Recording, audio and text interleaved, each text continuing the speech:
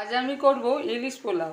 প্রথমে ইলিশ মাছ দুটো আমি ভালো করে ধুয়ে নুন হলুদ মাখিয়ে রেখে, এক বাটি দেরাদুন চাল ধুয়ে কিছুক্ষণ জলে ভিজিয়ে রেখেছিলাম। সেই দেরাদুন চালটা আমি আগে ভাত করে নিচ্ছি, একটু শক্ত শক্ত থাকবে।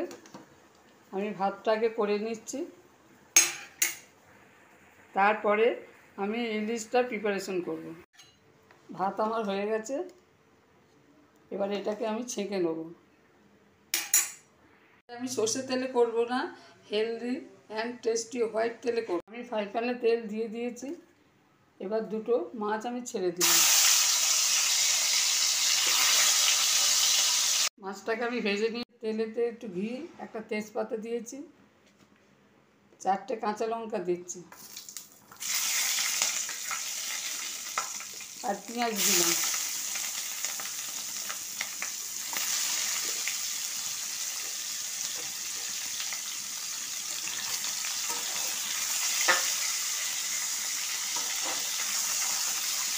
এটাকে আগে আমি ভালো করে নেড়ে নেব।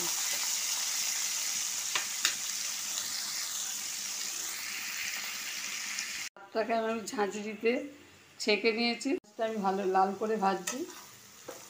খুব সহজ রান্না, একদম সহজ পদ্ধতিতে আমি রান্না করব।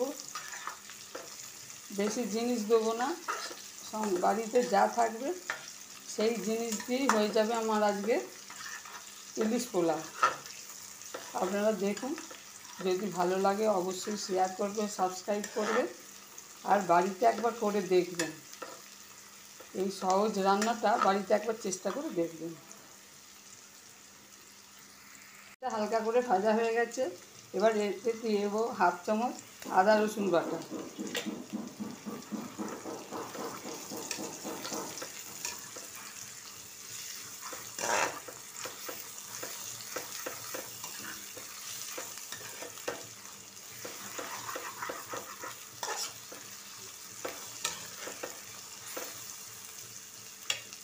দিলাম গরম মশলা আর পরিমাণ মতো নুন। এবার এতে আমি ভাতটা তুলে দেবো। এবার ভাতটা তুলে দিলাম। ভাতটা ভালো করে মশলার সাথে মাখানো হয়ে গেছে, এবার মাছ দুটো দিয়ে দিলাম। মাছ দুটো দিয়ে আমি ভাত চাপা দিয়ে দিলাম।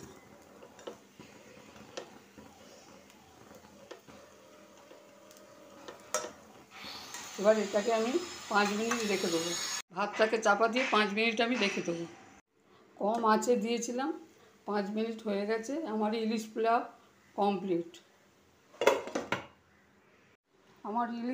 কমপ্লিট। যদি এই রেসিপি আপনাদের ভালো লাগে অবশ্যই শেয়ার করবেন, সাবস্ক্রাইব করবেন। খুব সহজে এবং খুব অল্প জিনিস দিয়ে আমি এই ইলিশ পোলাও তৈরি করেছি।